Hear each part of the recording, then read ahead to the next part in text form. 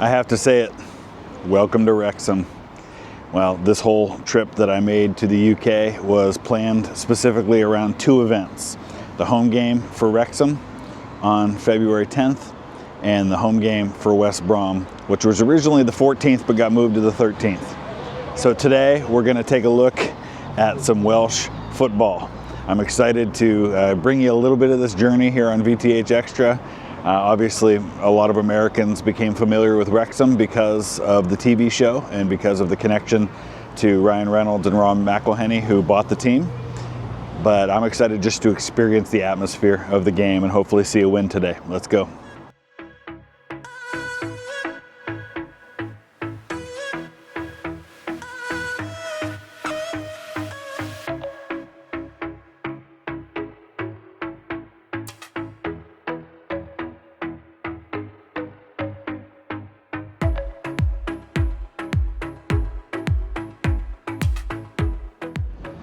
Well, one of the places you'll see a lot featured on the TV show is the Turf. It's the pub that's right here at the stadium, and you can see it right here behind me. There's a lot of people enjoying it already. I'm gonna get up there and see if I can't get a pint or maybe at least enjoy a snack or something before heading into the stadium in just a few minutes.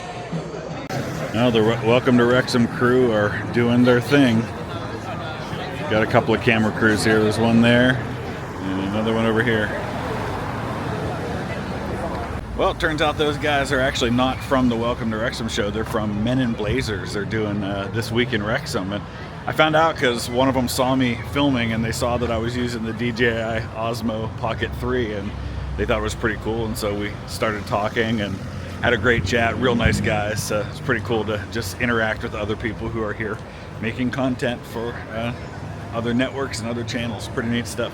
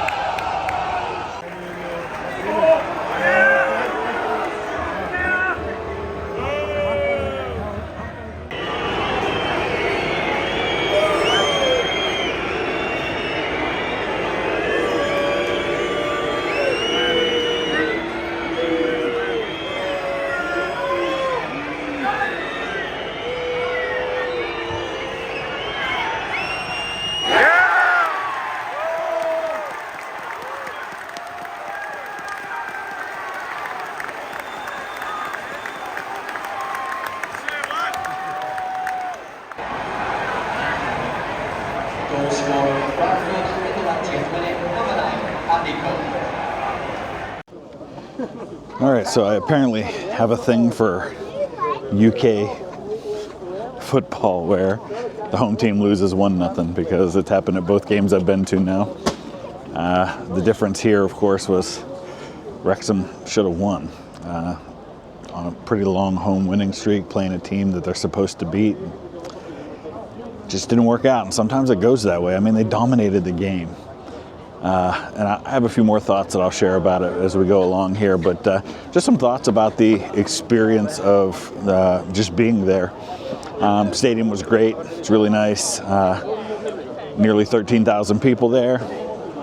I got to see some of the Welcome to Wrexham crew filming a couple of times there, and some other crews as well. What was cool is I was sitting in the international section. Those are tickets that are sold if you have an international membership, which I did in order to get the ticket. And so just in the seats around me, there were people from Germany, Austria. All the Americans I met were from California, which I thought was kind of interesting. But I had a guy sitting next to me who was from Austria and had brought his daughter with him. He said every year they do kind of a trip to another country to see a football team, and had some people from Germany on the other side of me, heard some people speaking Welsh. It was very international. I mean, you really got a sense of the reach of this team, and it's not just America. I thought it would be just America, but it's countries all over the place. It was pretty cool. So, but as we kind of walk along here, I'll share a little bit of my thoughts on the game itself.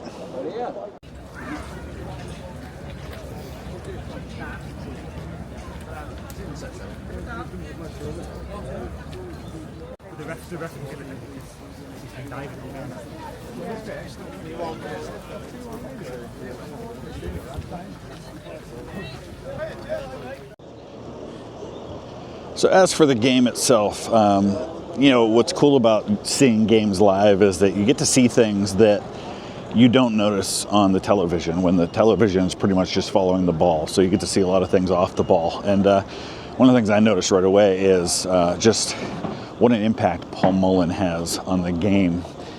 We know he can score, and we see a lot of that, but I just off the ball, I mean, the entire game, he was just wreaking havoc on them, and they were manhandling him. He got taken down so many times in that game, and I know some people might say, well, he was kind of, flopping a little bit, and maybe there was some of that, but I mean, he just was a nightmare for the opposing team. It just didn't result in a goal, and Wrexham dominated that game. They absolutely did. They were so far superior as the better team, but it didn't result in goals, and sometimes that happens.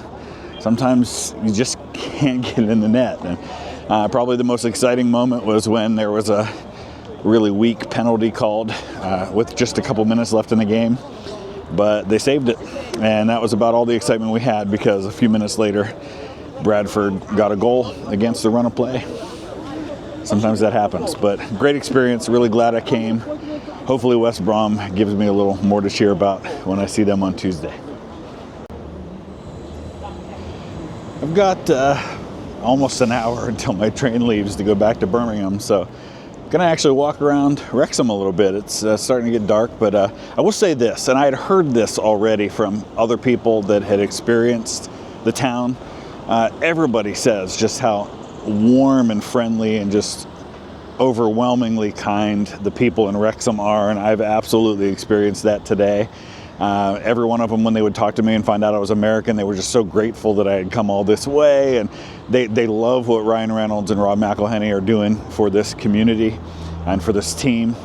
And there's going to be ups and downs, but you can just tell. You can tell there's something different here, and there's something special, and they know they're a part of something that's pretty cool.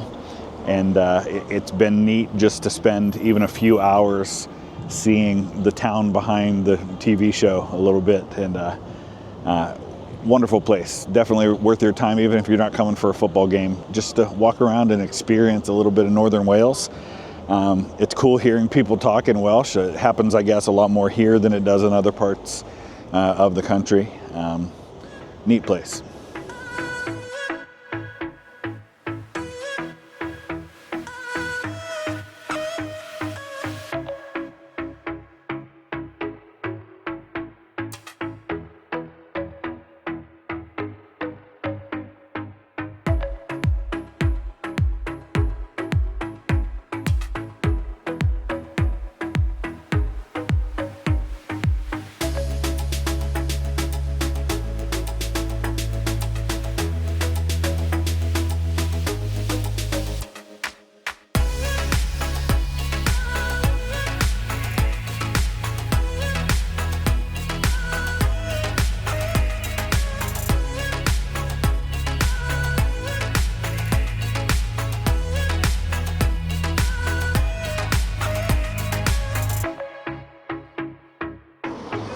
You know, honestly, Wrexham feels like just about any small town you might visit. There's really, I mean, it's just like any other small town. It feels alive, it feels busy. It is a Saturday night after a game. There's shopping downtown, a lot of the same stores you see in a lot of other places. But honestly, in some ways, it feels newer. You know, I mean, like a lot of the businesses seem newer. The buildings seem not as old as some of what you would see in a lot of small towns here in the UK. But it's cool. It's a nice place to visit.